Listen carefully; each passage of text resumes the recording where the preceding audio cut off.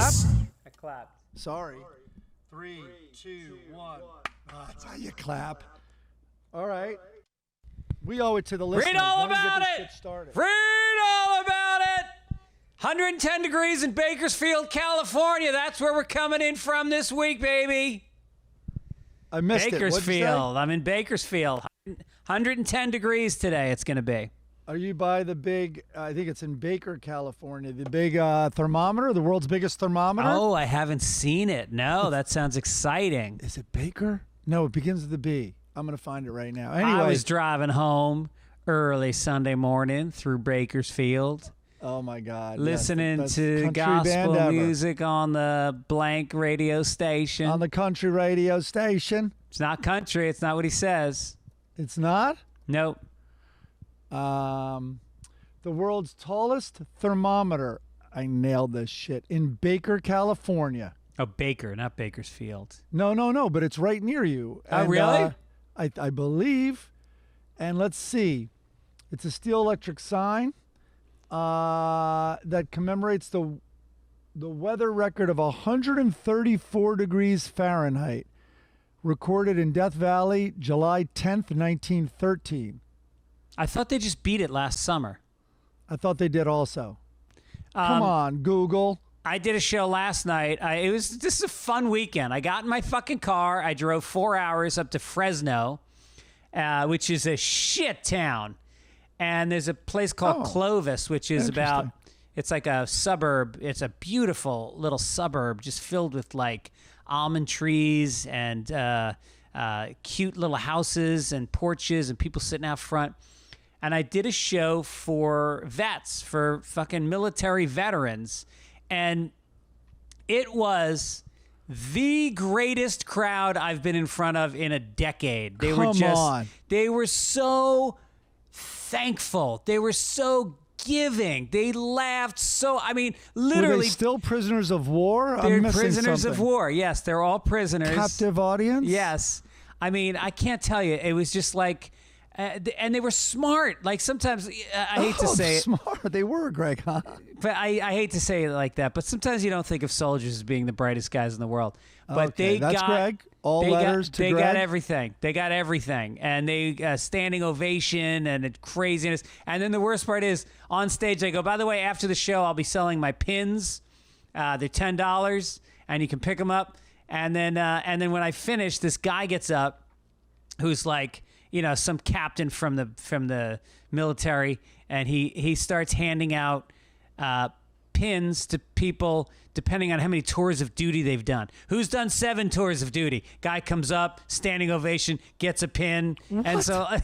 And then they're walking out. I'm standing there with my little table of pins like, you want to buy my pin now? Who appreciates a fairly okay crafted dick joke? You, sir? Oh, my God. Oh, thank you, Greg. Oh, let me give you $10 to put this pin next to my Purple Heart. Yeah, exactly. Yeah, I want to see one of those generals with just like bars and bars of stripes and then my stupid face. Let's bring this average down, the average of the honor here, and that you're charging them for the honor. I gave 10%. I told them I was giving 10% to the Wounded Warriors organization. So you lied to them and got $10. Yeah. I made a big mistake.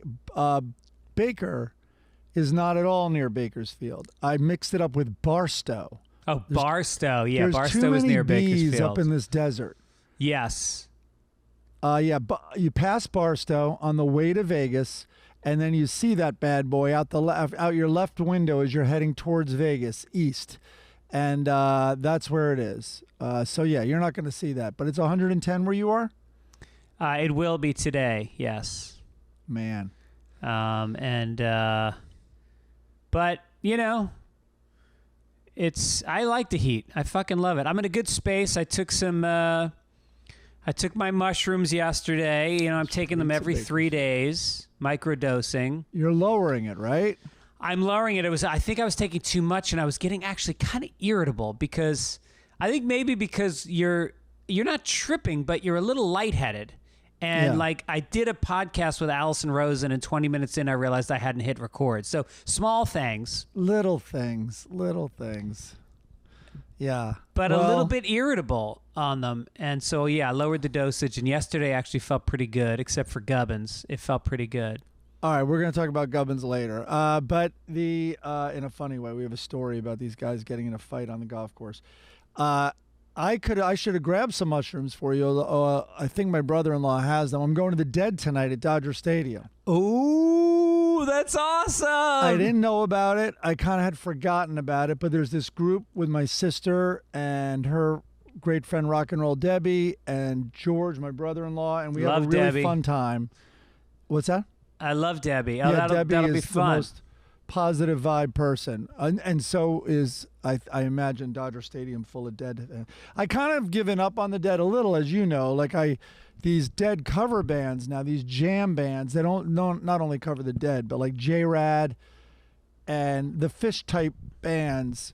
Apparently, there's one out there that Bart Coleman, who's the resource for all this stuff, he's told me about. It's like J-Rad, but like up. And so I'm more into that. But listen, I'll go to Dodger Stadium, and but I'm definitely not going without mushrooms. How many people do you think will be at Dodger Stadium for the show? I think they're like giving away tickets now because I mean it's gigantic. I don't know how many will be there, but Debbie has a party bus with a driver. No. Yes. Oh, that's amazing. Yeah. Because parking is the biggest pain in the ass at Dodger Stadium. We're trying to remove all the headaches. I love it. The God buzz damn it, I hassles. wish I was in town. I know. Oh. So anyway, a Um, lot of people have hit me up asking me about my progress with the mushrooms. So I will tell you that so far it's been about 2 weeks, and I'm mixed results, but I'm hopeful still. Oh, I'd imagine, yeah. You're also dialing it in without any professional guidance or anything, you know? Well, the other way to go is to take a macro dose, but do it with a guide who can really help you organize your experience and go into it with some goals and some awarenesses, and then kind of journal it afterwards, do all that stuff. So I might try that as well. It's very popular. So I tell you, so my friend, super buttoned down guy, rich guy from Mexico, Alvaro.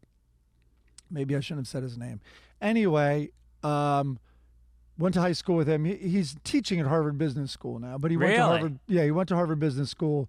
Very successful guy.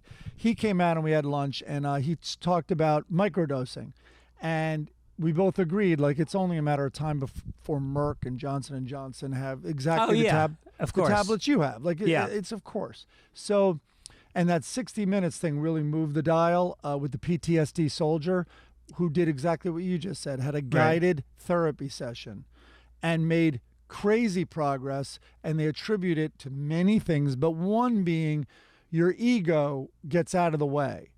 And that's a very more complicated than it sounds. But the ego that protects you, the ego that might tell this PTSD guy, you have every right to be afraid of some things and still be afraid. Like we're not even telling you. Your subconscious is even telling you some of the shit that you're really afraid of here. And it's physiological. That's what's happening. But anyway, so I talked to Alvaro. Alvaro goes, this is unbelievable I brought it up because he did a session in Boston that was such a breakthrough. Keep in mind, I didn't even know Alvaro had issues. Kids are in great American colleges on soccer scholarships. He's super wealthy, married to the same woman since his early 20s, who's an architect and successful in her own right. And just, on the surface, just killing it, right? And maybe they are. I'm not saying I've learned anything different. But he had a session about his life and about, maybe he's thinking about what's the next chapter, whatever, because the kids are out. That was so profound. He flew his wife up to Boston. She did a session. Then they did a couple session. Wow. And he said it was an absolute game changer. Wow. Yeah. I think that, you and I are at a place now where you will be in a couple years. But when your kids leave for college, it really it's very empowering in terms of you really lock down when you have kids and you go, all right, right now I need to provide, I need to be a good role model, I need to guide kids, whatever. And then once they leave, you really feel like, all right, I need something new. I need to try something new. I can't keep doing exactly what I'm doing anymore because I feel like I'm not challenged. Well, first of all, you're like, I don't have to put the cocaine away anymore. It just stays out. Oh, dude, you have no idea. It just stays out on one of the framed photographs that I'm using on my table. I'll smell pot and I'll be like, what the fuck? And my wife has lit a joint in the kitchen. I'm like, who are you? I don't know you anymore. Why are you lighting this joint when I'm inside you from behind at the dishwasher? It seems dangerous. Oh, my God. Sex all over the house. It's been great. I mean, the kids great. I just ate in your kitchen. Lovely thought just happened. The kids are home for the summer. We got to rein it in. Totally. It's kind of like the parents coming home when you were a teenager. Like, right. Holy shit, is that a bottle cap that I see under the coffee table? Didn't get that one. Yeah. And JoJo's home. And, so our daughters went to the beach the other day. That looked like it was fun. I came home and JoJo and Sophie were here, and it was just such positive energy. It was like I took a drug. It was just, I chatted with your daughter, and she was so funny about your aunt's funeral and the house and trying to, and all the like treasures you dug up from this hoarder who was in a house for 95 years. 95 years. And I just love JoJo anyway because she's so fucking funny, and Sophie and she together are just hysterical. And, so it was so great to come home to that. Yeah, that's awesome. Yeah. She was the same size as Joe, and Joe had like Poochie dresses from the 1950s. Yeah, she had really good taste. She only bought really high quality clothing, and so she came home with a duffel bag full of vintage stuff. And I came home with this Klan hat. It was a different time. Klan hat, like all kinds of swastika memorabilia. It was the 30s. And then I came home with this book of poetry from Thomas Moore, who's one of my favorite Irish poets. And the book was published. It's from 1860. It was fucking printed in 1860. Holy slaves! Slaves still in effect. Yeah, the slaves actually did the printing by hand. And then they're like, wait a minute, you can read. Kill that guy. So, I don't know if I told you, but my mother-in-law got COVID and missed her sister's funeral. You left that out, man. That is such a kick in the cunt. I'm just going to say it. And they were so close. I mean, it was like she had just lost her other sister about a year and a half ago. She didn't make that funeral because she had just broken her knee and she couldn't get out of her apartment. And then she missed this sister's funeral. So we went to the church and I FaceTimed her and I was, filming it, and the priest was coming down the aisle and he said to me, you can't videotape. You have to put that phone away. And so my brother-in-law grabbed it and he started filming. And the priest was this fucking sweaty, red-faced, drunken, angry piece of shit priest.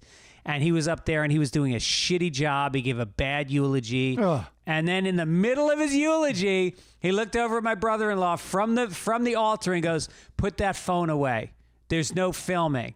And it was like, the church has no fucking members. People are leaving for a million different reasons. And if you're not going to allow a woman who has COVID to not see her own sister's funeral, fuck you, you piece of shit. Well, he's like, Baltimore, people can't know Baltimore moved me here. from all the child raping I did down there. Yeah, he's got a tour jacket like a band. No one Detroit. can know I'm here. Why do you think I'm sweating? Yeah, and he drank. And you're supposed to fill up the sacramental wine. Yes, rooster blood. He filled this glass to the top. You're supposed to put in a drop, and then you're supposed to cut it in half with water. He filled it to the top with wine, put in like making a martini, a drop of water, and then he whisper of vermouth, and he just guzzled the entire fucking thing, and he was sweating. It was gross.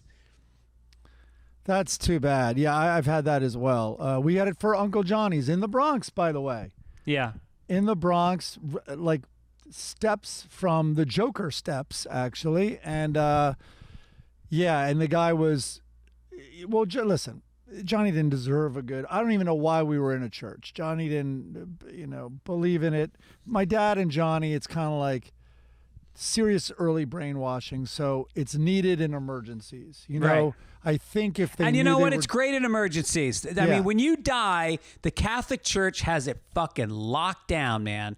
You get everything together. You view the body. You have a wake for 2 days.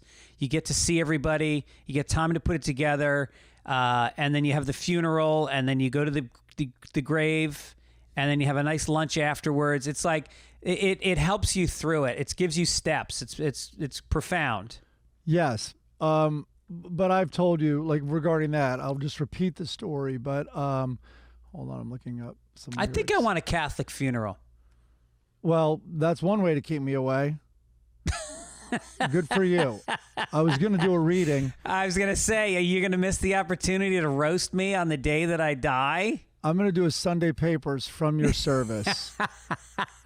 Will I be the obituary?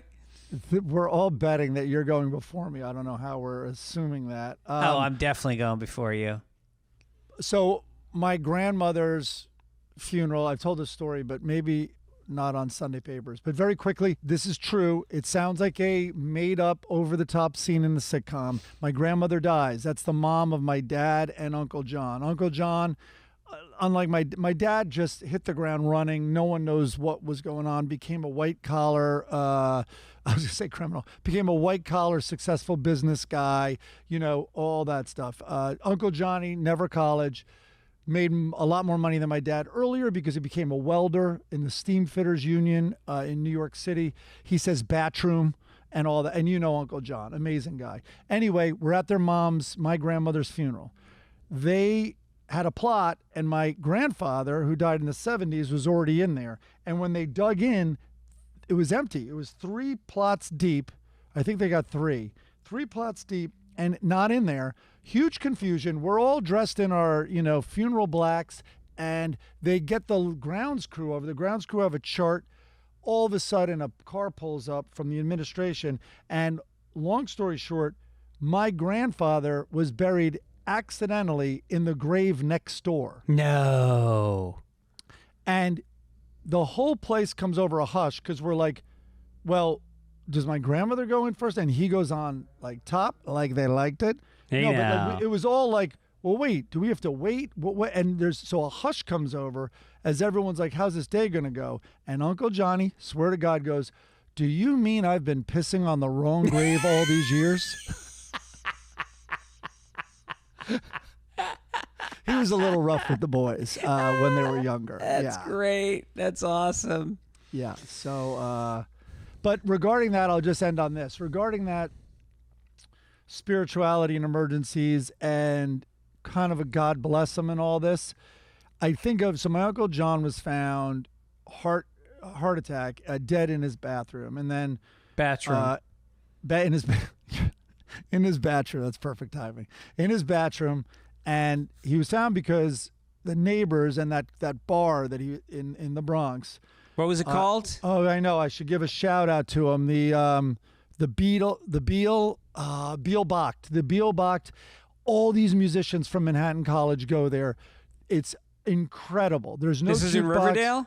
Riverdale. Oh my God. I mean, if you want to go to an authentic Irish pub that is all about music, go to Le Beal Bacht or something like that. And right by the Joker staircase, she did 2 birds with 1 stone.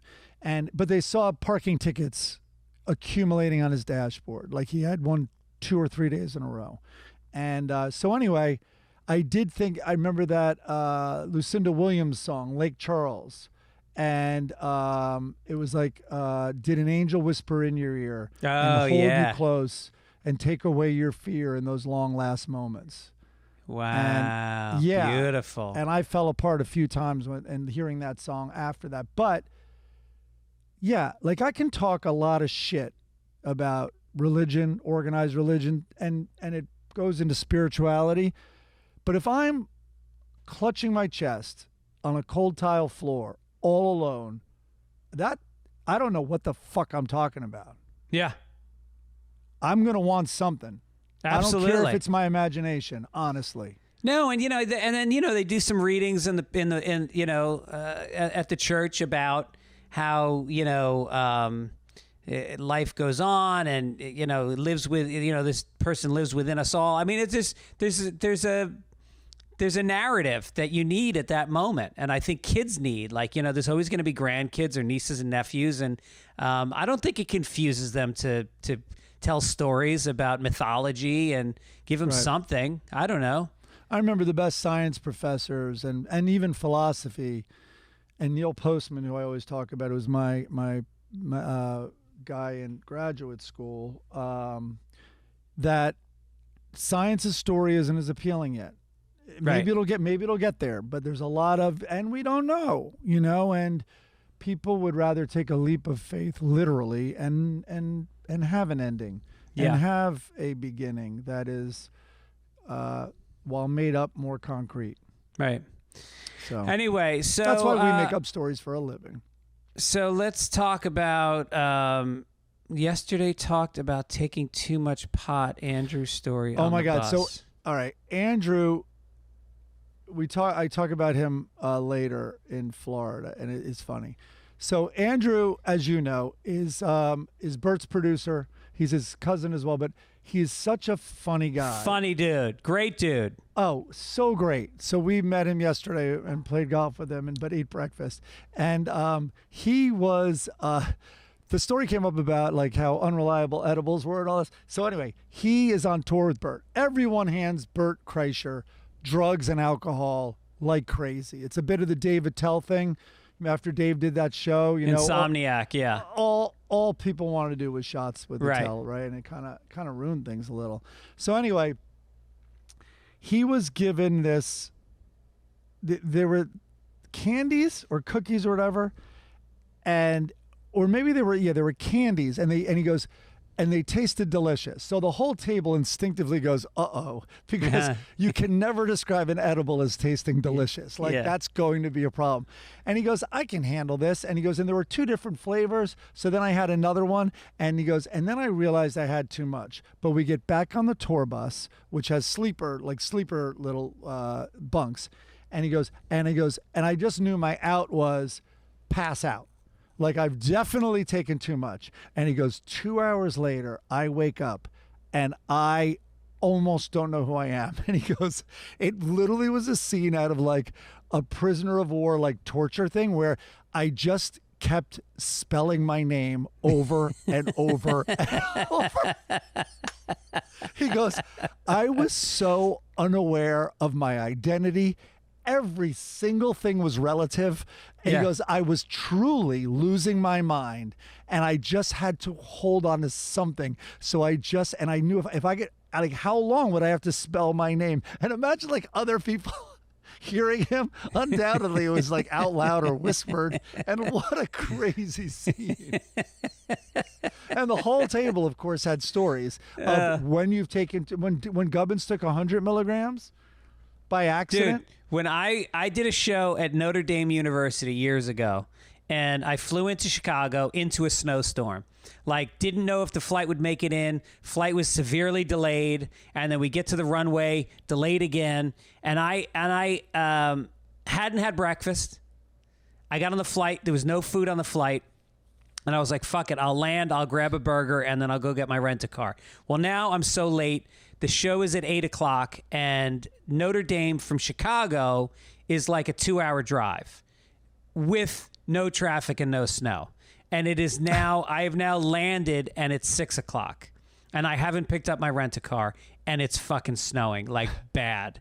So I forego the burger. I get in the car, and I start driving, and it is gridlock. And I'm calling the school, and I'm saying, hey, I'm running really late. They're like, it's okay. We got an improv troupe. They're opening up for you. We'll have them stretch. So I'm so hungry. I realize that the only food I have is an edible chocolate chip cookie in my bag. Empty stomach. And I go, all right, I'm just going to have a nibble. I just need a fucking nibble. And so I take a nibble, and it was like I'd been a prisoner of war. I was so hungry. I felt like I'd just gotten out of Auschwitz, and a GI was handing me chocolate. And so, obviously, long story short, I eat the whole cookie. I eat the entire fucking cookie. And I'm driving and I start peaking as I finally get to the school. I'm an hour and a half late. It's now 9:30 at night. The improv troupe has done every fucking freeze sketch, you're in a Western and it's a candy cane desert. And so I pull up and the snow is falling in giant flakes. And as I'm staring through the street lights and the snowflakes, I see Touchdown Jesus. You know, on the stadium, they have Touchdown Jesus, and it's lit up. And I get out of the car, and I'm staring at it, and I'm smiling, and they're yelling, Greg, over here. So I run over. You Touchdown Jesus? Touchdown Jesus, am I performing for you tonight? And so I run on stage, and I've never performed high before, and I'm out of my mind. And I get up on stage, and I just threw my material away and I just started riffing. And I was talking about airplanes and I was talking about pot cookies and I did an hour and a half, and I mean, everything was connecting. Everything was transitioning. Callback. It was like I was channeling comedy, and I got a standing ovation. Wow. And then I get off, and my cousin's son was in the audience, and he comes up to me and he's like, "Hey, cousin Greg," and he gives me a big hug. And I hung out with all his friends back in the dorm. It was It was like the greatest night of my life. Wow. Yeah. Yeah, I have to ask myself why it would be complete panic. Like if you told me you just ate 100 milligrams, because on certain occasions I've taken 5 and gotten paranoid. That's how, I don't know if you want to say impressionable my mind is, or weak, or creative. I don't know what it is, but I lose sense of myself. I think there's an admixture of probably paranoia, shame, definitely guilt. Control for sure. But so what is that control? Because the control isn't the... Fear. It's a fear of losing control. I know. Of what? I don't know. But it's probably why I should do a mushroom therapy session. There's also ketamine. I'm afraid of something. Ketamine is also... Yeah, I think that I got to think it out. Because I'm either going to do a big ayahuasca, a big ketamine, or a big mushroom trip. Yeah. And I think ketamine is covered by insurance, so maybe I'll lean towards that one. Right. Neil Brennan had really good luck with ketamine, and so did Duncan Trussell.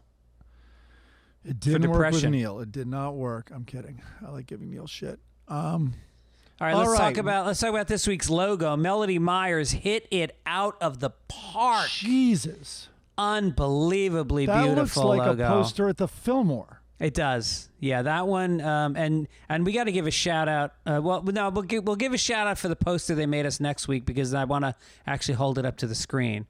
But they made this incredible poster of our first 100 shows or so. Oh, wait! You want me to get it? Oh yeah. Go get it. It's so nice and incredible. All right, hold on. They made 2 copies of it, and if people don't know, Rob Duke from Generation Kill. And Melody Myers, who is his sexy young girlfriend. I think she's younger than him. Or either that or he just looks really old for his age because he's lived like a fucking madman. But he just had me on his podcast. But I don't think my shirt will hold it. I think what is his podcast called? Yeah, he wants us on there. Yeah. I did it. He wants you on now. Oh, he wants me on there. Yeah, angle it down a little bit more because it's lighter. There you go. So that is the first 100 or so logos of the show, framed with, by the way, maroon framing in the mat. I know. Nothing can be perfect. Yeah. So we each got one of these. That's going on my wall. I guess Gibbs will put it in his closet somewhere, hang it on a hanger. I'm going to get a tattoo of it. Yeah, but it was really very touching. Very touching impressive. Effort. Yes. And God, so appreciate. It's so sweet. So appreciative of it, and it really is cool. Despite the maroon. Yeah. And I forgot so many of these. And it's a testament to. I got overwhelmed when I saw it. When I realized I saw them all together, and the amount of effort and love that people put into sending us those over the last couple of years, I was kind of overwhelmed because they're fucking beautiful. There's some really beautiful ones in there. Right, and it made me think, why don't I put any effort into the podcast? Exactly. Look what the listeners are doing. Right. I should meet them at least halfway. Our song was from Lawrence Tarpey. Good, hard, rocking Sunday paper song. That definitely goes on the short list of songs that we might use as our permanent theme song.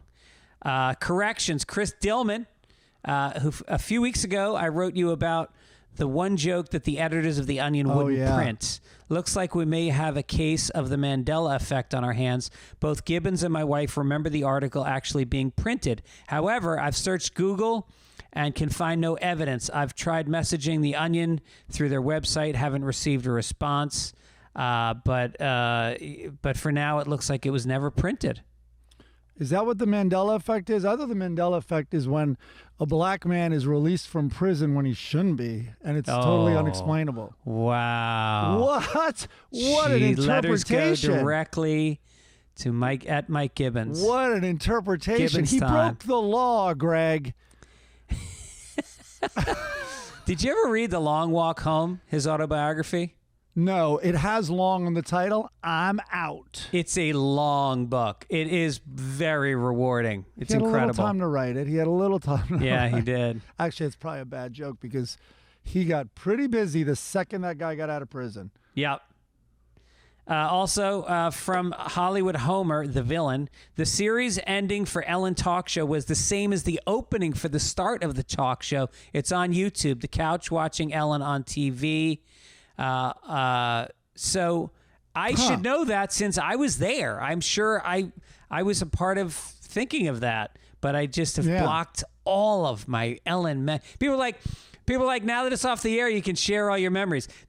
I need to take a mushroom trip so I can release my PTSD memories. Right, exactly. They're trapped up and protected and concealed from you.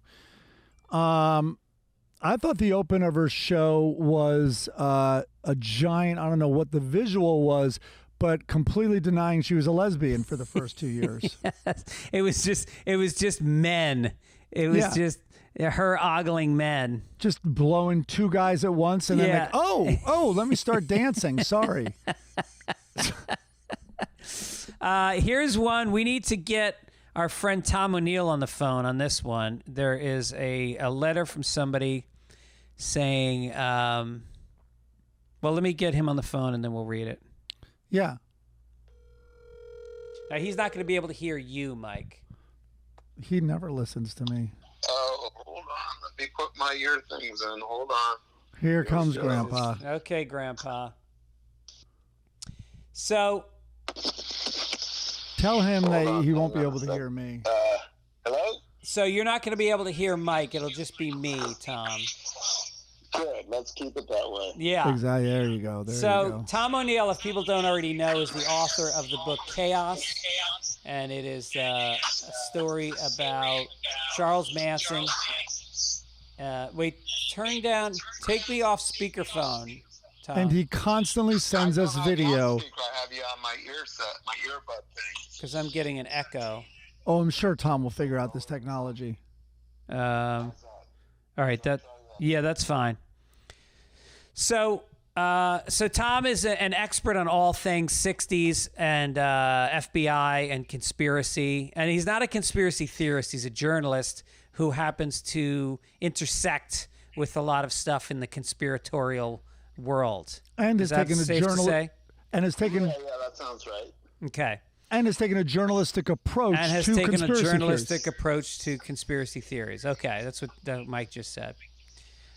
So here's a letter from somebody. We wanted to read it to you and get your feedback. Spent hours looking into the JFK assassination and can't get past. Hold on a second. And can't get past the first few paragraphs of any website without encountering Charles Harrelson. We talked about Charles last week. He is Woody Harrelson's father. He is widely believed to be one of the so-called three hobos arrested in the rail yard behind the Texas School Book Suppository building behind the grassy knoll. What doesn't show up as often is the possibility of his involvement in the Martin Luther King killing. Some people link him to the mysterious character Raoul that James Earl Ray said was his contact in Memphis. All this stuff loops back on itself eventually, but if you haven't been deluged by this stuff by now, a very simple Google search will reveal it. All right, so what's your take on that, Tom? I don't remember hearing about the Martin Luther King connection. I have heard a lot about the Kennedy assassination connection, and I know that he was arrested for like his second or third murder. He was a hitman for hire. And at the third arrest, after he'd already served 2 prison terms, he told the police arresting him that he had killed the guy that he was suspected of then, who was a federal judge. And he also told them that he had participated in the assassination of John F. Kennedy. So I think that kind of sparked interest in him, but he later said he just said that because he was high on coke. But then conspiracy researchers have decided that he's one of the three hobos because of physical resemblance and because of connections he did have to people that they allege were involved in the assassination, intelligence people. Because he was from Texas. He was a hitman in the 60s at the time, and I say 50-50 chance.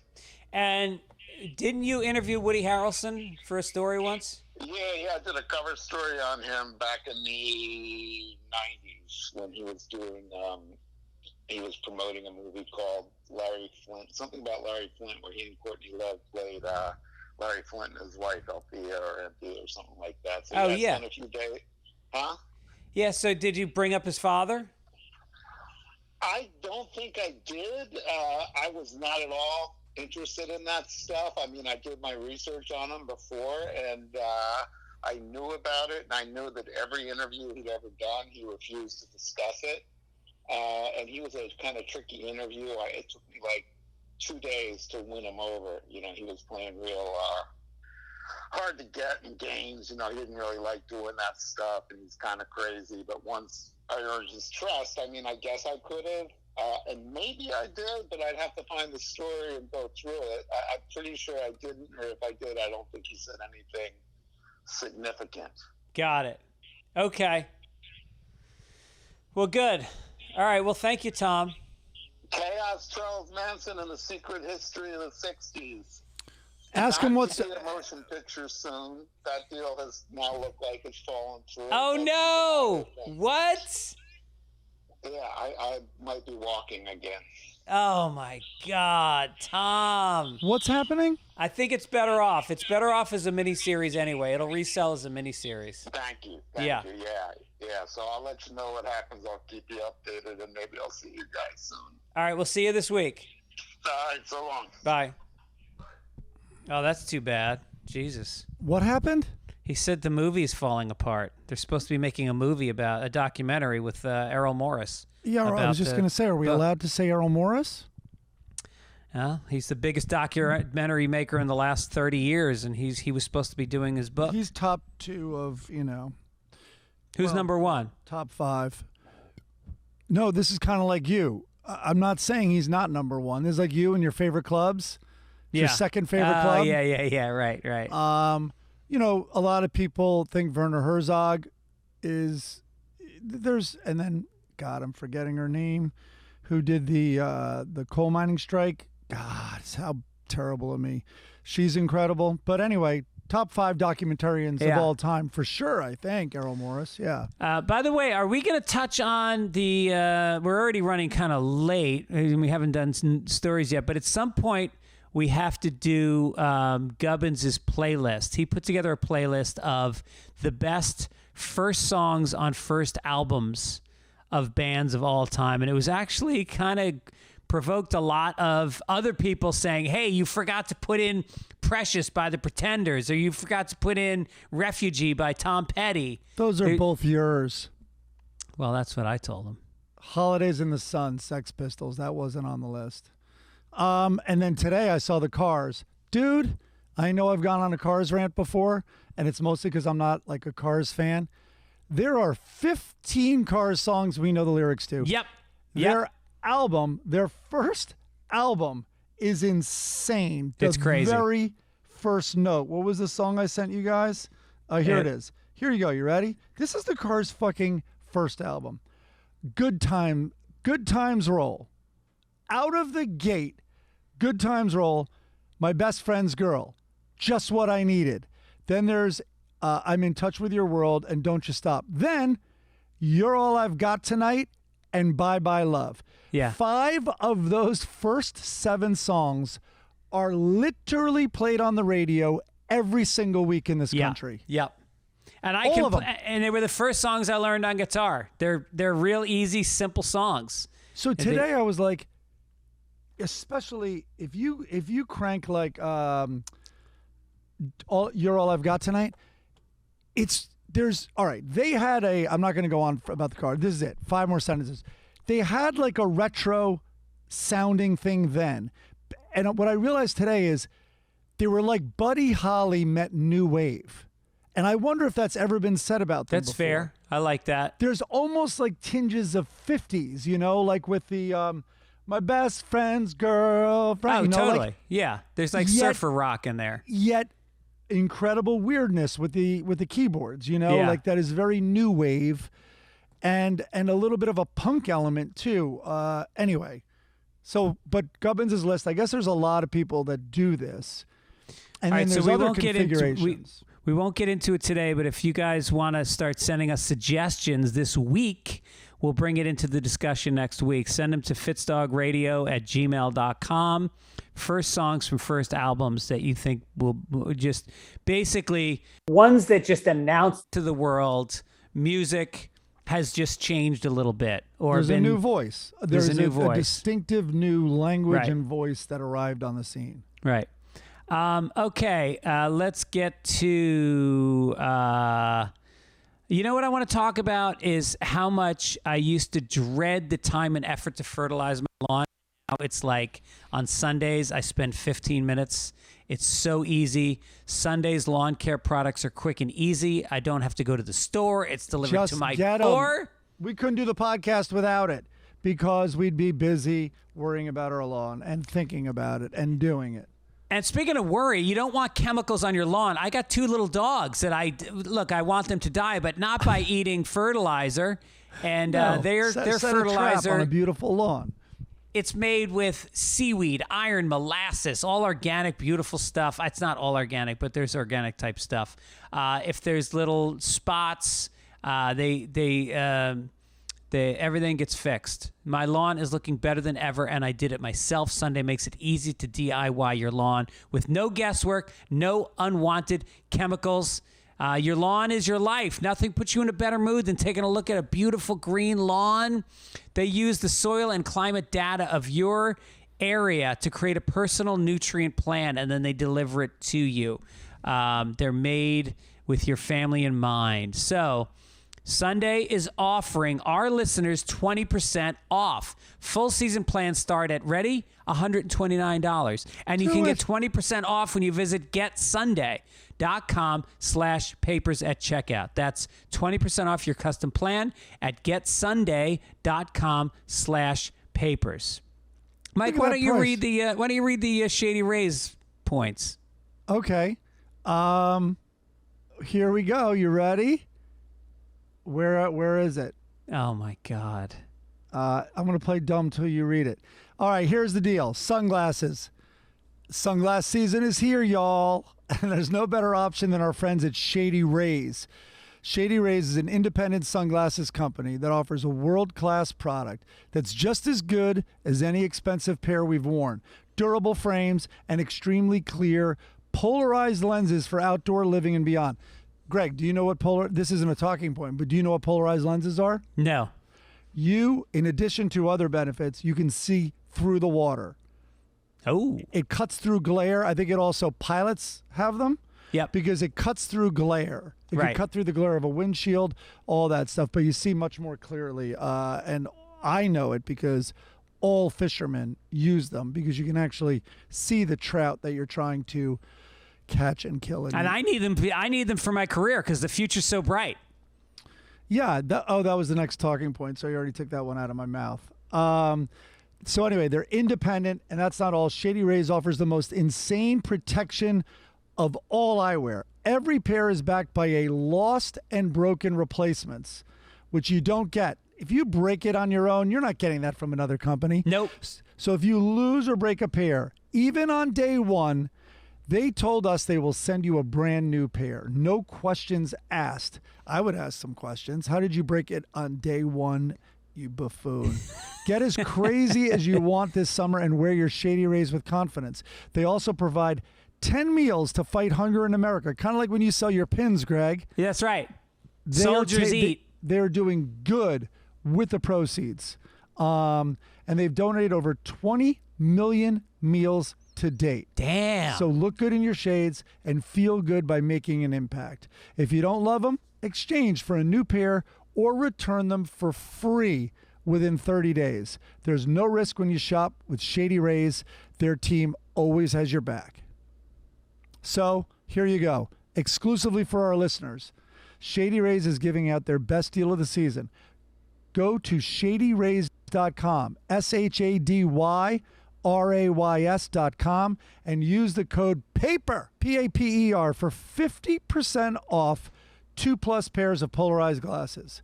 Try for yourself the shades rated 5 stars by over 200,000 people. Unbelievable. Come on now. Nice read, Mike Gibbons. Well, very proud of you. What a pleasure. You gave me this amazing product to read, quite honestly. Yeah. Why wouldn't you try them? No, and they sent me a pair, and they fit perfect. You didn't get them? No. Did you get both? I want them. I got my. They're really good. All right. Anyway, all right. Let's get. Oh, do we have paper to crinkle? I don't, sir. I'm a little unprepared in that area. I can go Hold get on. paper. You want me to? Yeah, go get a paper. All right, I'll see you. I'll read the first page. I'll read the first story while you do that. I guess I'll kill time while Mike is gone. Hi, everybody. If you want to come see me do some stand-up comedy, this summer's not the time. I'm going low, laying low this summer. I just worked from December until now, and now I'm going to chill out, focus on the podcasts, and do some vacationing. What just happened? All right, you ready for the first story? Did you talk to the listeners behind my back? Yes. Hold on. Oh, my God. I put my headphone in my water glass. I hope it doesn't. This one. Jesus. My left one is soaking. Holy shit. I threw it down. I went right in the Hey, talk. Can I hear you? Yes. Can you hear me? Nope, not out of that one. All right, but I can hear you out of this one. Oh, boy. This one. Oh, no. Wait a minute. I've done that. Oh, I think a lot of Yeah. people can relate to that. All right. That's the first thing I'm doing with my phone if it's ever someone tries to confiscate. All right, give me a I got crinkle. these 2. Let's just use these first. I got 2 of them. High tech. Here we go. Front page. There it is. Extra! Extra! Read all about it! Extra! 2 people were rescued after falling into a tank full of chocolate. Do we need to go any further? At the Mars M&M factory in Pennsylvania Thursday, both patients were transported to the hospital and licked for hours by staff. So one patient was transported by ground and one by helicopter. The extent of their injuries is unknown. Fire crews have eliminated pulling them straight out of a tank. They had to cut a hole on the side of the tank to get them out. It's unclear how the people fell into the chocolate tank. It's unclear. There's a tank full of chocolate. You don't fall in, you fucking dive in. This is Augustus Gloop, man. That's the only thing I could think of. Yes. So I forgot the guy's name. I remembered Augustus. Somehow I forgot Gloop. And that image of him stuck in the pipe when he fell into the river of chocolate in Willy Wonka. Yeah. Or Charlie and the Chocolate Factory. I always messed up the title. So I looked it up, and get this. The legendary chocolate river was actually, quote, stinky water as Michael Bollner, the 13-year-old actor behind Augustus Gloop, put it. Nearly all the performers reflected on the epic scene of Augustus's fall into the chocolate waves with unease and concern. The consensus of everybody was relief that they didn't get stuck with that part in the script. So here's this. The river wasn't just stinky water. In addition to 150,000 gallons of water, cream, and chocolate, in addition to the water, cream and chocolate were swirled into the mix. The pungent smell wasn't in the air during the first day of filming, but it appeared later as the cream spoiled over the weeks of stewing. And as the stench, as if the stench wasn't bad enough, folks on the set even were using the mixture as a dumping ground for their leftover morning coffee. Oh my God. So I guess it was a really unpleasant experience, which Augustus captured, I think, in all his facial expressions. Well, I just looked up Michael Ballner on IMDb, and here's his list of acting credits. Willy Wonka and the Chocolate Factory, and that's a wrap. That'll be it. He was traumatized. Yeah, I think he was German, and he turned out to be 6'7". But yeah, I guess you do that role, and I don't know. Are people gonna ever see you as anything else? I know, right? And plus, still, he probably never got that stink off him. We're gonna skip the story about abortions. Okay. Sounds and good go to to me. this one. A tractor trailer hauling 250,000 eggs crashed on a Dallas freeway on Monday, spilling the scrambled mess of raw egg. It happened at 4 a.m. The big rig's trailer, which contained over 35,000 pounds of eggs, was split open when the driver struck the overpass bridge. Oh. Dummy. So that's Texas. So I would imagine by like 11 a.m. that shit was fried. There were probably fried eggs all over the side of the highway. Not slippery at all. And also because it was Texas, there was probably protesters showing up because of all the aborted chickens. Everyone See, just I got the shooting abortion eggs. joke in. Everyone just shooting the eggs. Right. Well, what's funny about the egg story to me is somehow we're just going to pretend that the hearings in Washington are not happening Right. with that footage. All these pussies would turn off our podcast if we talked about it. So we're Dude. not going to talk about it. We're going to talk about eggs on a highway. Yeah. Oh, my God. Now, this one, federal authorities say a man has been arrested in Charlotte, North Carolina after he was stopped in the city's airport with more than 23 pounds of cocaine concealed in the seat cushions of a motorized wheelchair. I have a lot of questions. U.S. Customs and Border Protection officers encountered the traveler as he was arriving from the Dominican Republic. His answers didn't match up. His physical purported handicap did not match up. That was a telltale sign that there was something suspicious. It estimated street value of $378,000. Yeah, they also grew suspicious when he was pulling wheelies in the handicapped chair. What didn't add up? His 4-foot-high seat? And that he wouldn't stop talking for 55 minutes about how it was a normal seat and nothing there? Nothing there? Yeah. Why does he have a mirror in the basket of his little motor scooter? I'm sorry. 23 pounds of cocaine does not fit in a wheelchair seat. What? 23 pounds? By the way, 23 pounds seems like it would be worth a lot more than $378,000. Maybe that's what's adding up. He's probably like, sirs, yes, full disclosure, I have $378,000 worth of cocaine. It's 23 pounds. And they're like, this doesn't add up.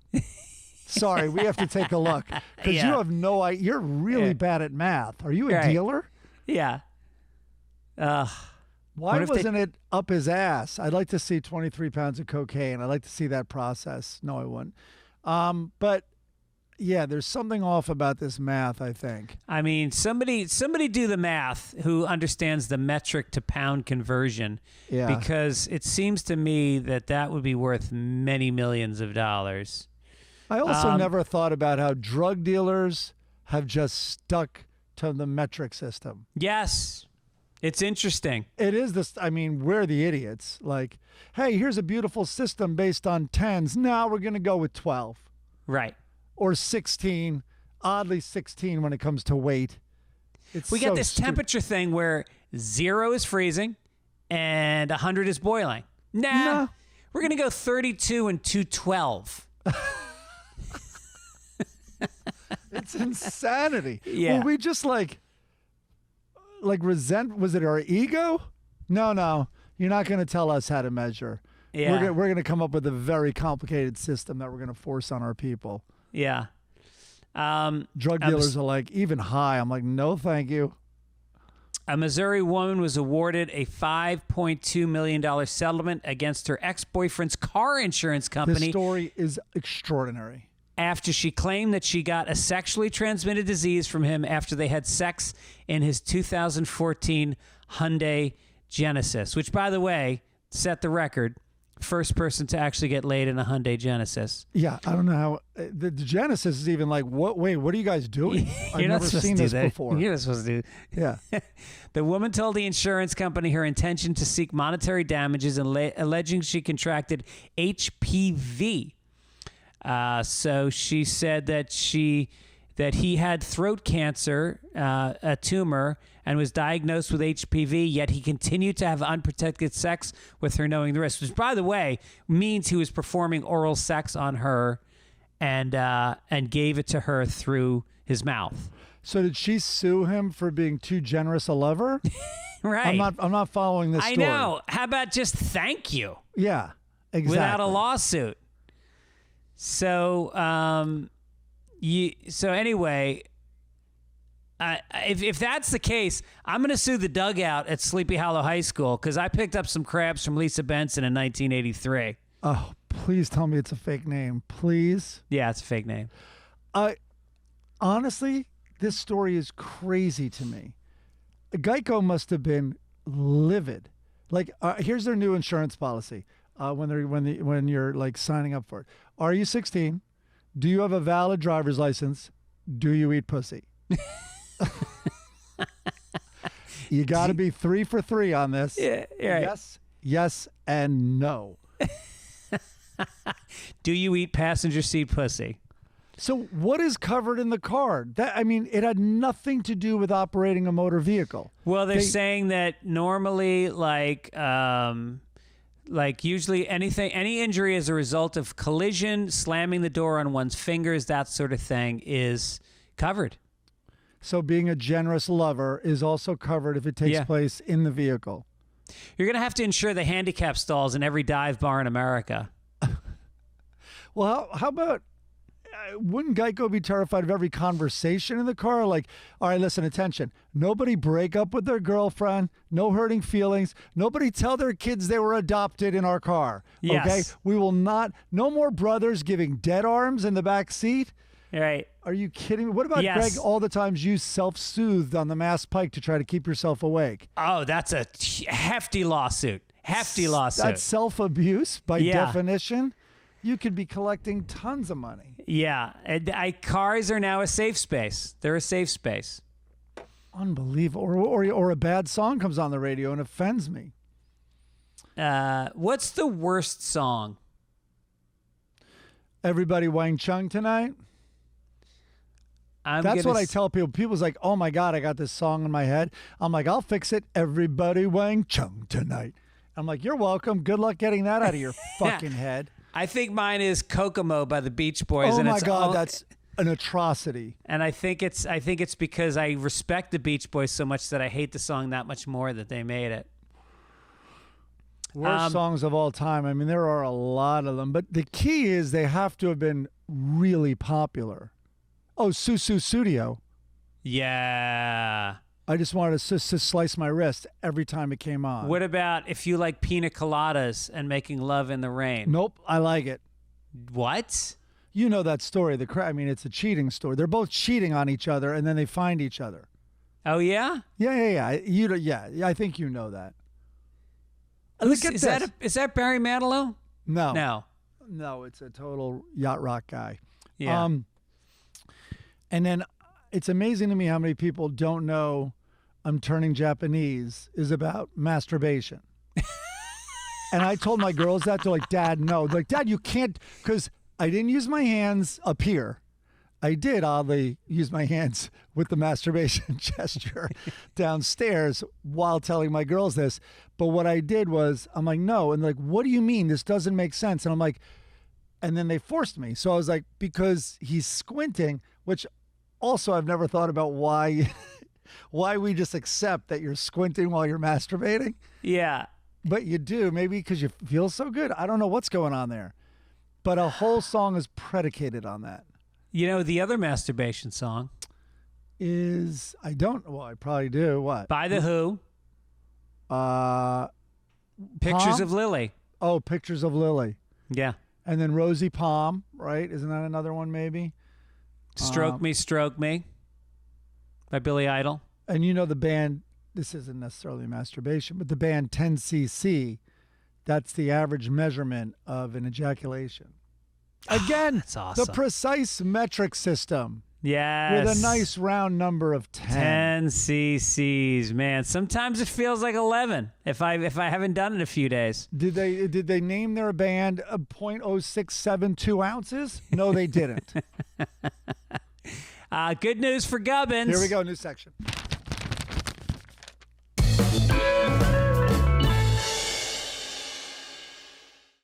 Okay, I put this in there. It was going to be a Florida man, but it reminded me too much of Gubbins.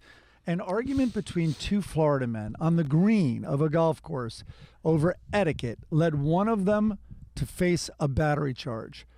Richard Randall, and this is the important part, 77, entered a not guilty plea for his alleged crime against his 84-year-old friend. That's us soon. Deputies spoke to a man who was playing golf with both Randall and the friend. Around the fourth hole, the man said the two began arguing, which was something they reportedly did often. The affidavit said the friend told Randall, who was standing on the green near the hole, to move, to which Randall replied saying he knew the etiquette of the game. They continued to argue, the report stated, and the friend reportedly flipped off Randall. Randall then approached his friend and reportedly said, "Do that again, and I will hit you." The friend flipped him off again, and that's when Randall punched him in the face. Oh! Punched the 84-year-old in the face, who fell to the ground, and deputies say the victim was taken to the hospital with a visibly swollen bruise on the side of his face. Randall was arrested. Get this. So he was arrested and charged of battery on a person 65 years or older. Oh, so shit. Gubbins has broken a putter. How far did he throw it when he broke it? 30 yards. And hit a tree? Hit a tree, it broke in half, and we were playing for money, so he played the rest of the round with the broken bottom half of his putter. You didn't lend him a putter because those are the rules? Yep. Etiquette. I know the etiquette, just like this guy did. So Gubbins, by the way, would have demanded the money that he was owed from the guy. If he was winning the bets, he would have demanded the money before the ambulance took the guy away. Right.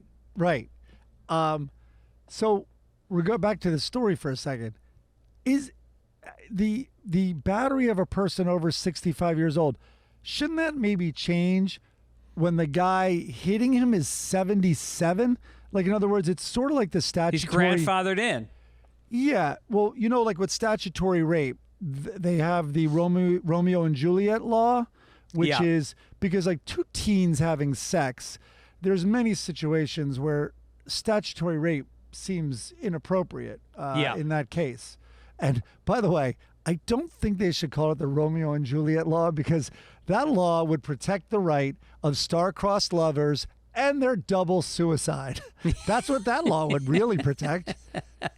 I don't think they should throw that title around. Right. Let's find a happier ending. Yeah, please. No, that makes sense. Old men fighting, by the way. I mean, if the UFC could get a senior division, how fucking cool would that be? I saw this. You can find these fights online from Russia, and they do all these kinds of like group fights where it's like 5-on-5. And I saw one where it was a father and a son against another father and a son. And the father was like, he looked like he was 70, 75 years old. It was awesome. What's refreshing is Googling Russia fight, and you're not seeing them take out a whole Ukrainian city. You're just seeing a bunch of drunks in a cage. Right. But, yeah, clearly this law is protecting someone like you or me who can punch the shit out of someone 65 years or older. It's Yeah. protecting that. Right. Meanwhile, let's not kid ourselves. A lot of 65-year-old dudes can crush us. Let's Art, are we do getting some. entertainment? Let's do some entertainment. That's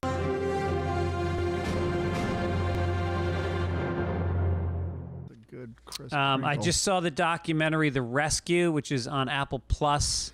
I've got to and- see it, but do I want to? Yes, you do want to. It's about this Thai soccer team. There was 12 kids and a coach that were trapped in a cave. And it came out a while ago, so I'm just seeing it now. Yeah, we talked about it. We talked about the incident, I think, when it happened, and we also talked about... So, yeah, I No, won't beat it to death, but I saw it, and I was very, very disturbed because I have claustrophobia, and my worst nightmare, like George Orwell 1984 nightmare, is having to go through small crevices blindly. These guys went through like 1.5 miles of underground caves, squishing themselves through openings Oh, to get there, with a river running against them. They were swimming against the please. current. It was so cloudy and dirty they couldn't see in front of their own faces. They had to feel their way up in freezing cold water 1.5 miles. And then this... Oh, go ahead, sorry. and they got there and they miraculously found these kids who hadn't eaten in like 10 days. And they were sitting in a little beach area within the cave and shitting and pissing for 12 days in this water. I have no idea how they even survived. And to get them out, they had to actually anesthetize them. They brought in a guy Yeah. who was an anesthesiologist, and he put them under. And then they dragged their limp bodies through these crevices, meaning they had on masks and oxygen tanks. And if they had hit the side of their head on a rock and it dislodged the mask, they're dead. They're dead. It's over. I can't. And it took 3.5 hours to take, and they took 3 kids at a time because they only had 3 divers that were qualified to do this. They took 3 kids at a time over 3 days, or 4 kids at a time over 3 days. And it's the most inspiring, incredible documentary. It's right. what every documentary aspires to be. Was the goalie fat?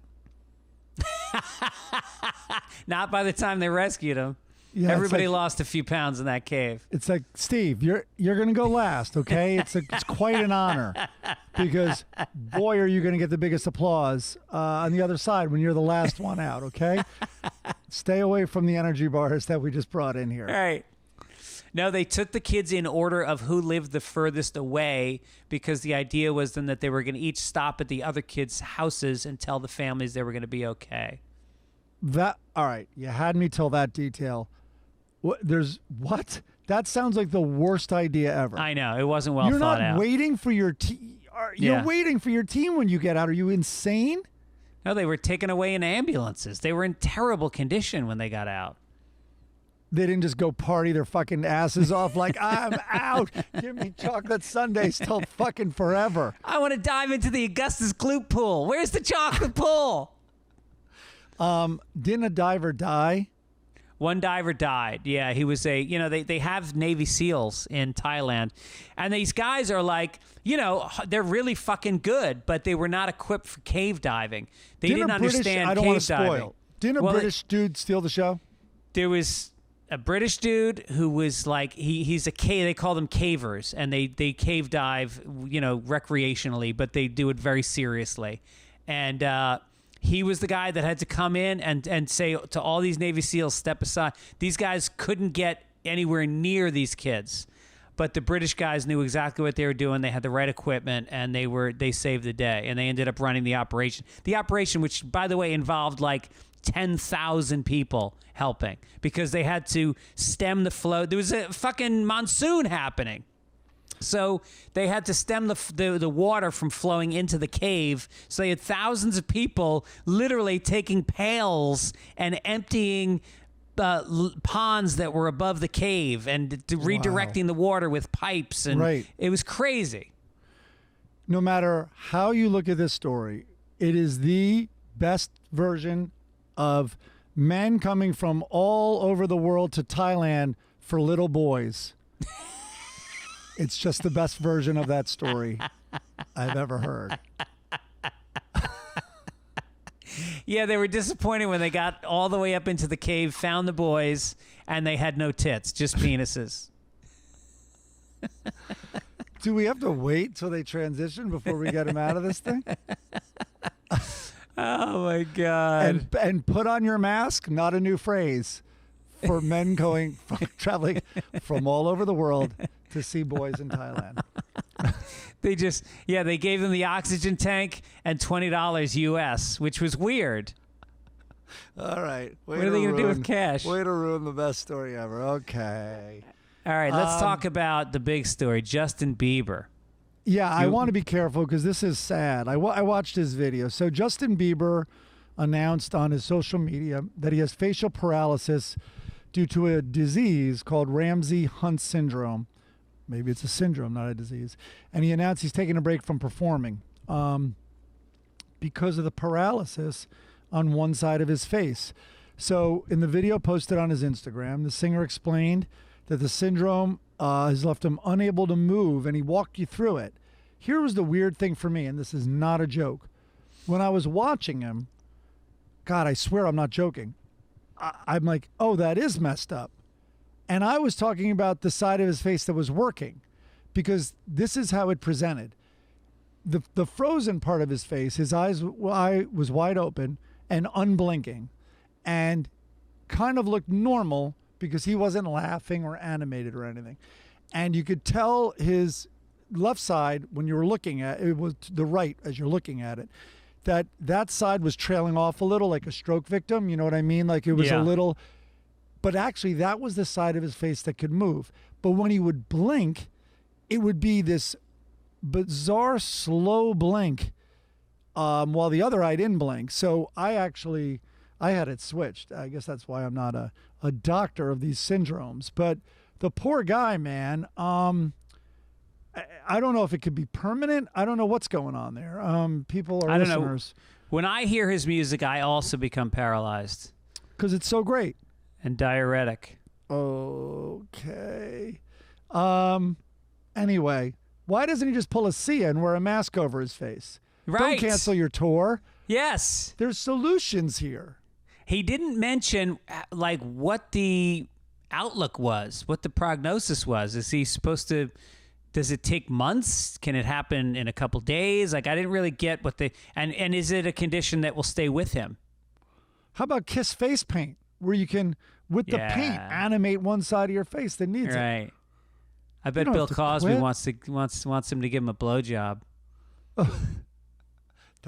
How did you make it to there? I don't know. I try to get Cosby in every episode. It's in my contract.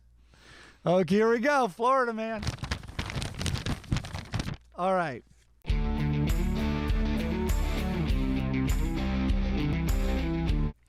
So we mentioned up top, we hung out with Andrew. His name's Andrew Hobson. Go try to find him on social media. He's so funny. So he was in Florida with Bert Kreischer, and that's where Bert's from, Florida, by the way. And he says there's a slogan down there now that's like on T-shirts and stuff, and the slogan is "Make America Florida," which killed me. I think that's happening, isn't it? And I am wondering if we change our category Florida man to Make America Florida. I like it. Let's do it. I'm proposing it. I think we should try it out. Well, as the only other member of Sunday Paper, Chris Denman. By the way, Chris Denman's not with us this week. He also produces a podcast for Sherry Shepherd and who's the other woman? I know. I should know. They're very funny. Know this. They're very funny, and they're doing a live podcast in LA this weekend. So Chris can't be here, and then he's also. I think there's a march against LGBTQ at 4, so he's on top of that as well. He's also shuttling into Washington to stop the hearings.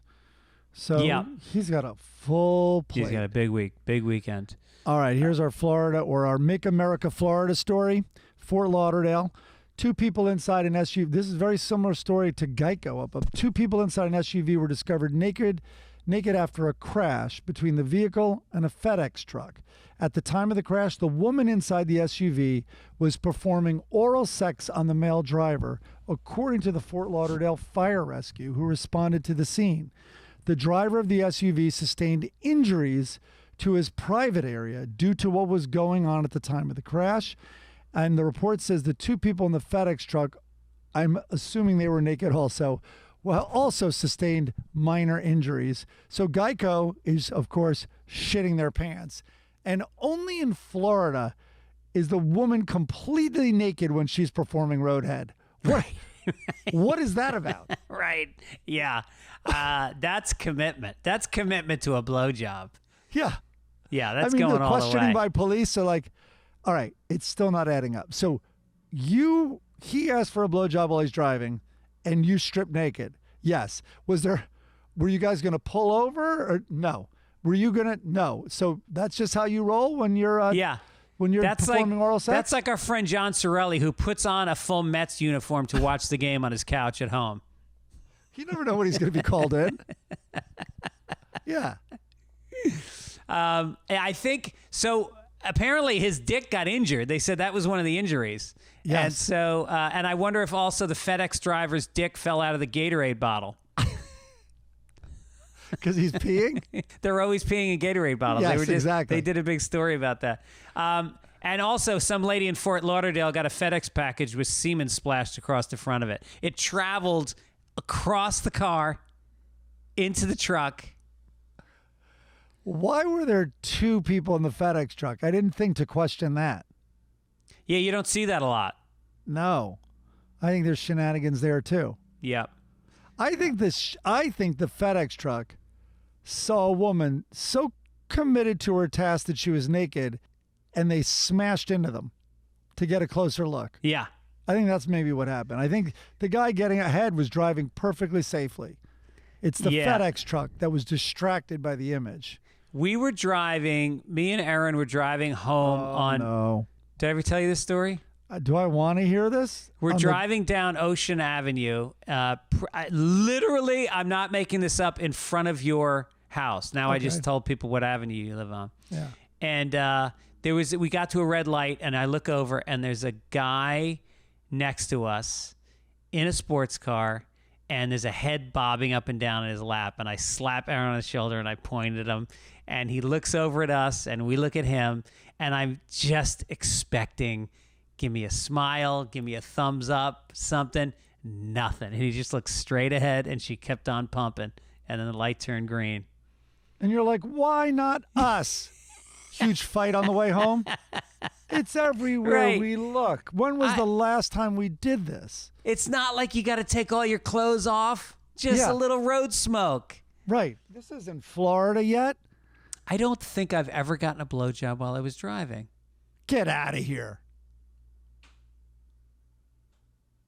What? Oh, no, I have. Yeah, I have. You masturbate in commercial airliners. Yeah. That's right. And private. Wow, yeah. Do we want to do this Orlando girl? No, we can skip. But we did enough Florida's America. What is it again? Make America Florida. Make America Florida. All right, let's do some sports.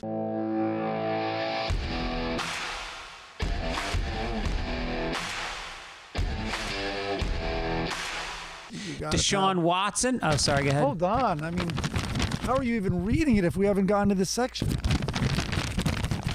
Desean Watson met at least 66 women for massages over a 17-month period, far more than previously known. He had help from the Houston Texans, including non-disclosure agreements in making appointments. More than 24 women have said the football player harassed or assaulted them during the massage appointments. His lawyers insist they were innocuous. He has gotten another job. I guess he left there. He just signed a 5-year, $230 million fully guaranteed contract to play for the Cleveland Browns as quarterback. So, I guess he's a great quarterback. He's really into handoffs and snaps. Meanwhile, Geico's like, please tell us this did not happen on the tour bus, on the team bus. Please. He certainly is an offensive player or offensive player. There it is. I don't know. It's awful of me to say, but what are you expecting? You know, like, and whatever. We don't know the details of the case because abuse also could be, you know, just verbally being like, come on. Like, that's abuse. I think, you know, I'm not justifying it. Popping an erection is abuse, right? I mean, but you can't always control that during a massage. Popping in a, you think that's abuse? I think it is. I think it could be taken as abuse. If I was a masseuse and a guy just got an erection, I would fucking leave the room immediately. Yeah, but it's involuntary. Although I will say, if you're like standing at the fence looking at a schoolyard playground and you get one, then you're talking. I'm on your side there. Right. But I guess he found these women. He would go on, I don't know, some social media, and he would find women. They weren't necessarily all professional masseuses, I believe. So it's the whole story is it needs to be a documentary. There's a lot going on. Yeah, 66 episodes. All right, let's talk more about golf because people love golf, and I'm sure they get so excited when we focus on it so much. I don't understand this issue, so I am all ears because this is actually this is interesting, which I never say about golf. This is a big story. This is changing. There has been, you know, the PGA. A big disruption. And I didn't realize that they're supposed to be exclusive to their league, but I guess two more big champions, Bryson DeChambeau and Patrick Reed, are leaving the PGA Tour for the new LIV Golf Invitational Series. A bunch of other people have left. Greg Norman, Ricky Fowler. And Saudi Arabia is behind it. This is a Saudi Arabian league. So 16 players have left. Dustin Johnson. And the PGA has warned the players that they would face stiff penalties for competing in the rival circuit. And the tour issued another statement saying as much again last week. So it's the Saudi Golf League. And it's much bigger money. There's bigger payoffs. There's no cuts. There's a lot of things about the PGA players don't like that they changed in this league. The first place is like $4 million. Last place is death by dismemberment. Sorry, I didn't know you were going there. Did you read the signing bonus? One of them, there was some tweet. One of them with the signing bonus and all that is making 200 and like whatever million. Mickelson's getting $200 million.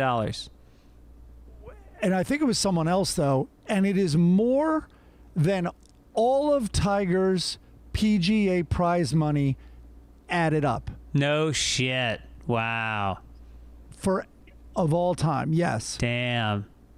In this one tournament he's doing. So what is your take? Like, you know, we played, I won't mention who it was, but one of the people we played golf with is like, he was like disgusted by it. He thinks it's the biggest money grab ever and that it's for this terrible regime.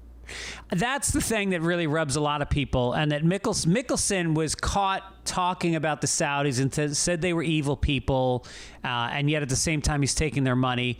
I think it's especially going to be tough. They have a tournament that they're going to play on 9/11, and it's in New York, and there's just 19 players, and they're shooting at 2 holes, very tall flags, no Jews at the event. And right now, I guess there's some Saudis in Florida that are not golfers but are taking golf lessons, not putting, just driving. Well, so here, listen, I don't have a full understanding of the issue, but one can generally say the evil Saudis that I think they're talking about don't exist without America. One could make some arguments that we had a huge hand in creating these incredibly despicable leaders. And by the way, what can Saudi Arabia do that would make America blank? Fly planes into buildings? Nope. 100% free pass. Yep. killing all those Americans, free pass. Dismembering a journalist from the Washington Post in the Turkish embassy, not a fucking thing. Right. And let's talk about the PGA Tour with its jewel, the Masters. I looked up the Masters. First played in 1934, admitted no African-American members until 1990, and no women until 2012. So they got some things right.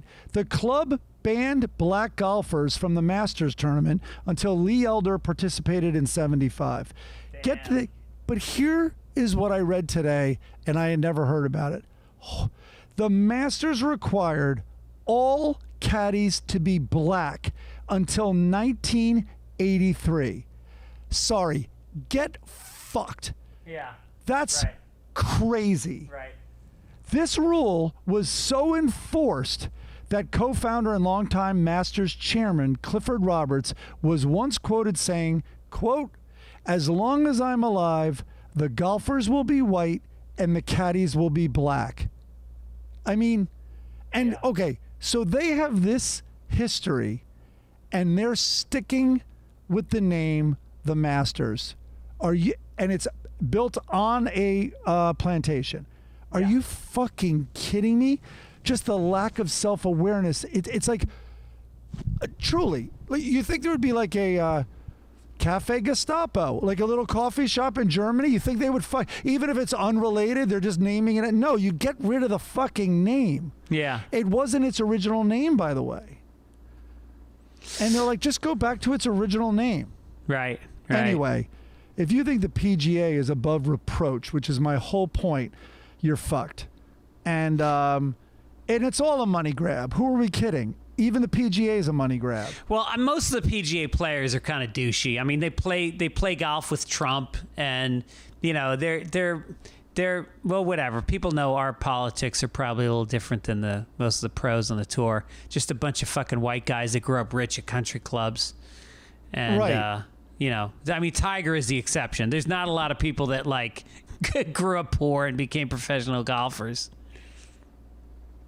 All right, let's get out. Listen, there is a lack of self-awareness if you're just looking at it as a black and white issue, so to speak, like an easy issue where, it's a money grab from an evil empire. It's so much more complicated than that. Yeah. And I'm sure I'm missing some of it, but everything I said is also in play. Right. Let's skip down to this day in history.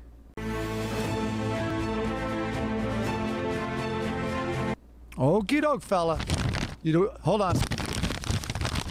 I'll tell you what yesterday was, 2 days ago in history. What? Finally, the stock market's crashing. Oh, yeah. All right, go ahead. It's crashing hard. Just as my broker called me 3 days ago and said, hey, let's go more aggressive.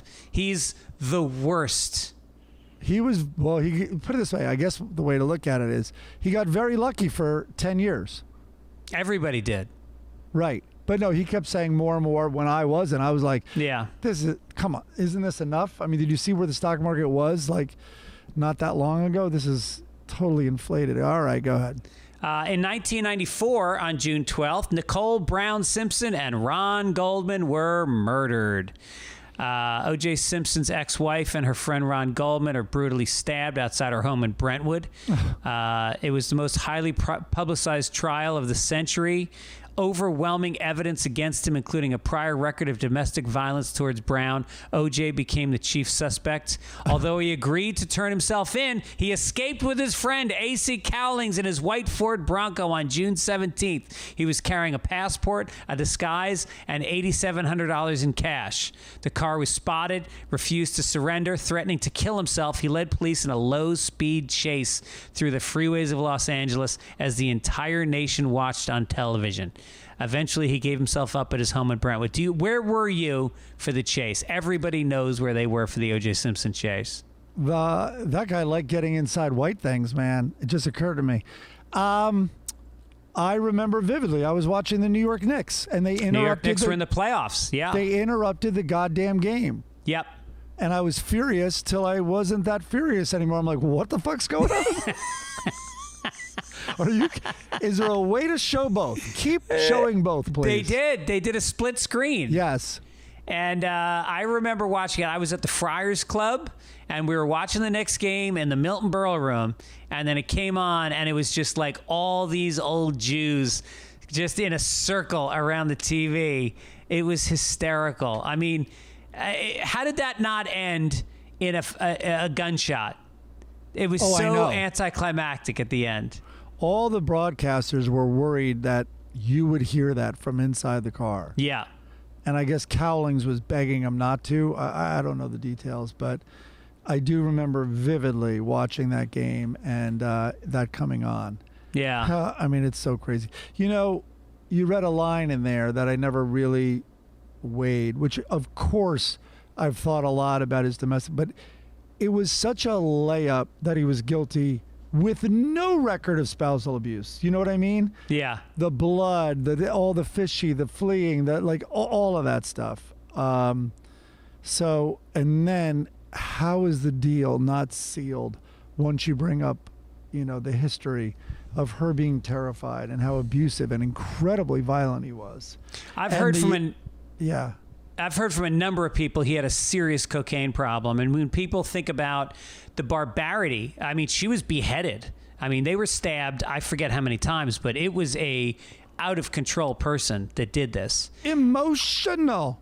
Yes. And that he was a big cokehead. He was out of his mind. Yeah. So, it reminds me a little to lighten the mood. We were talking about how efficient Jeselnik's jokes are. Yes. And someone goes, I've been looking for 2 years for my wife's killers, but I can't get anyone to do it.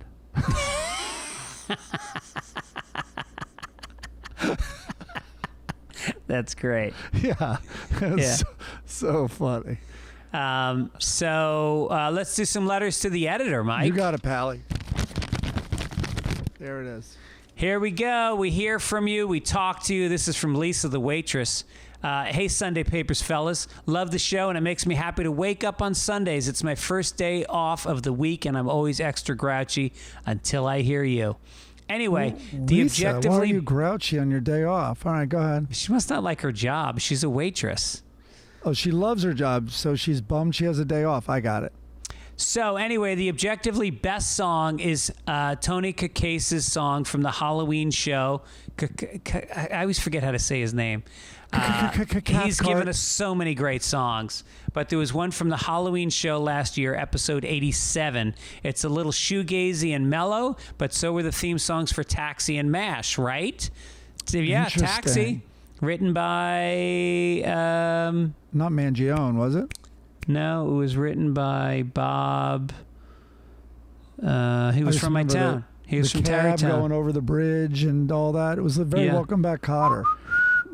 In terms of the visuals, not the song. That's very sweet. Yeah, so Lisa the waitress. So we are winding down. We've got, I don't know if we have any songs left at this point, so it's time for us to pick our theme song. What, right now? Not right now, but in the next week or two. Oh, good. So if you have any that you loved, send them in. We already have a short list, and we're going to pick a permanent theme song so we can avoid copyright infringement issues that have arisen?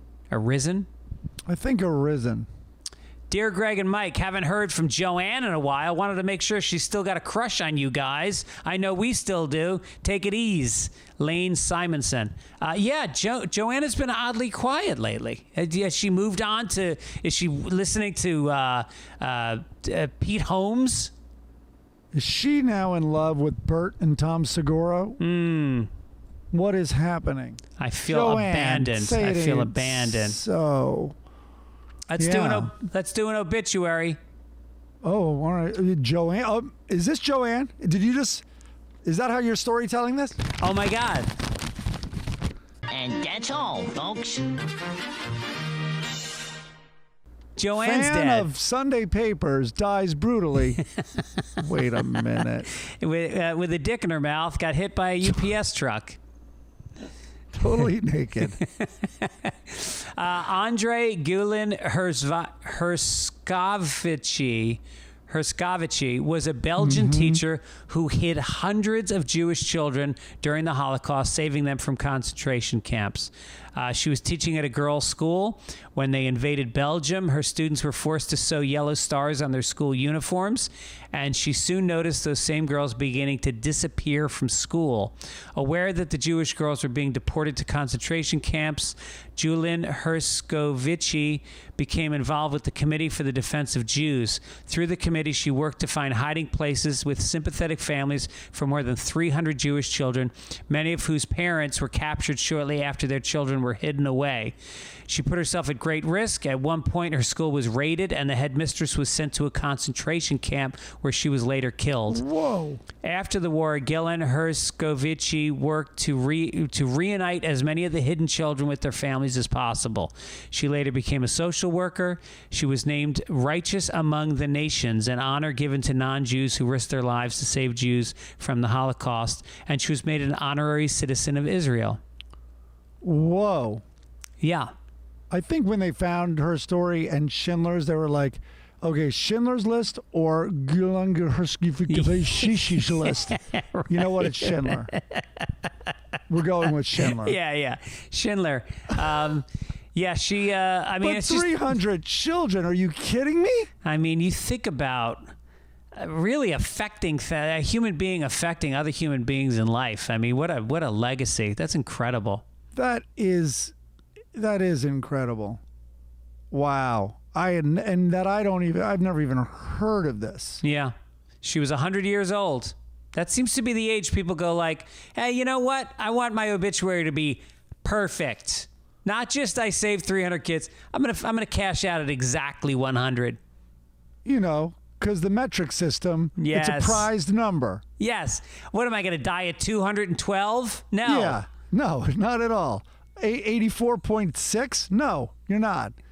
84. I don't know. I was doing 98.6. That's interesting. I wonder if the metric system dealt with that. What's more universal than the human body temperature? I think 27 degrees is the human body temperature in Celsius. No way. It's a round number? Of course. Hold on. I'm going to check right now.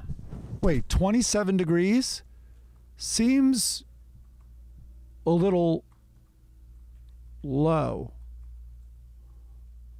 Well, Google. It's 37 degrees. 37 degrees Celsius, yeah. Wow. See? God damn it. Let's do some funnies. Done.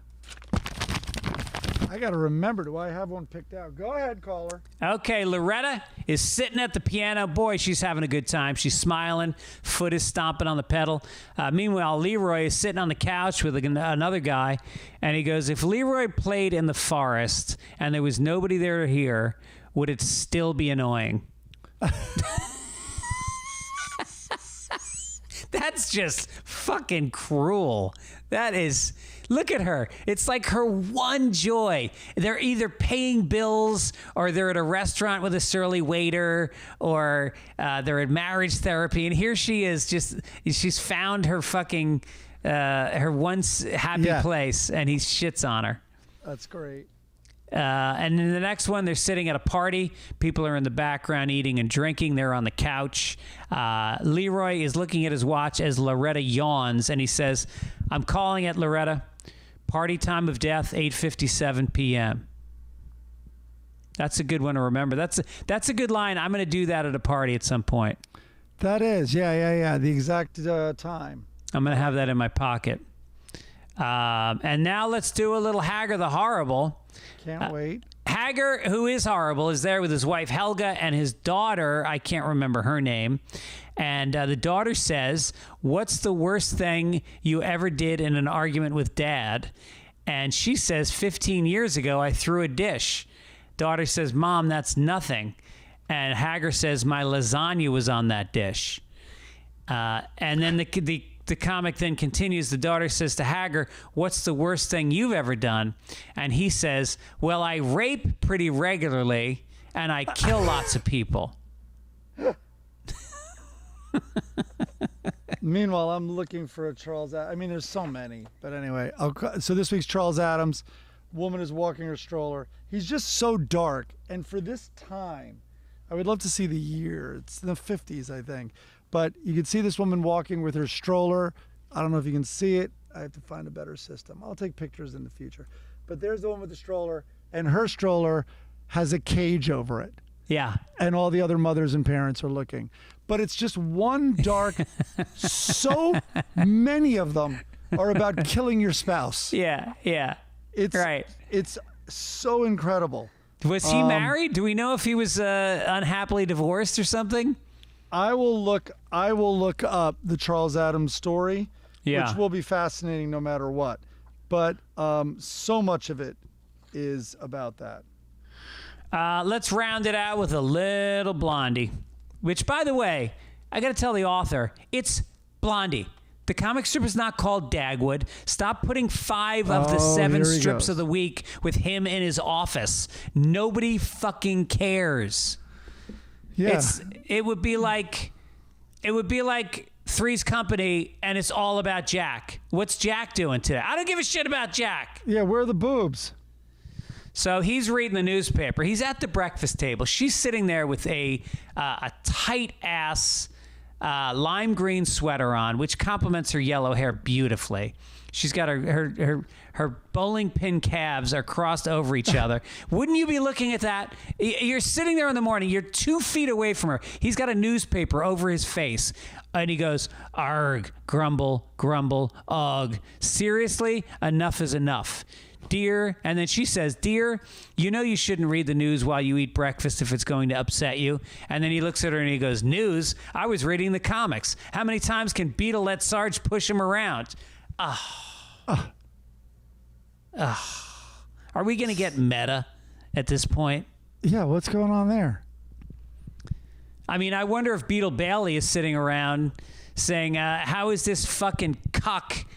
How is this nothing allowed to be with this woman? I'm in an army barracks jerking off in the shower hoping that the fucking sergeant doesn't see me. This guy has full access to this beautiful woman and he's reading my comic. If it's going to go meta, it shouldn't have been like news. I'm reading our comic strip. How am I not inside of you? Look at us every week. And then all these where I'm in my office. What? I am not bending you over your kitchen table. What's happening here? Is this comic strip about a homosexual? I mean, look, you have to be thinking the same thing, right? Like, or how are you even tolerating it? How many, are you fucking Herb? You got to be fucking Herb. Anyway, listen, folks, we appreciate you listening. We appreciate you supporting our sponsors. Don't forget, go to getsunday.com/papers to get 20% off your lawn care. And also, you're going to go to shadyrays.com and use code PAPER for 50% off 2+ pairs of polarized sunglasses. Not? And why I'm not? calling them. I gotta get a pair. We want to thank Midcoast Media. We'll have Chris Denman back next week. But we want to thank Key and Beth and Chris for doing a great job as always. Yep. And Mike, we'll see you. You didn't have bad internet today. No, this hotel Wi-Fi is really strong. Bakersfield. Yep. When are you back? I may leave tonight after the shows, or I may stay in the hotel. We'll see how I'm feeling. Are we seeing Chris? If I... let me text him. Maybe we can meet up for coffee on Sunday. Yeah. And otherwise, let's play some golf this week. The incredibly racist sport. Yeah. Yeah. Not our course. Our course is very diverse. We get all kinds of players out there. It is an incredibly diverse course. But, maybe let's try an early morning out there so the whole day, all right. even though it's only 9 holes, the whole day is not shot. We'll do like an 8:30. Yikes. Okay, we'll look into it. All right. All right, right, we'll see you later. Take it easy. Take it easy. Take it easy.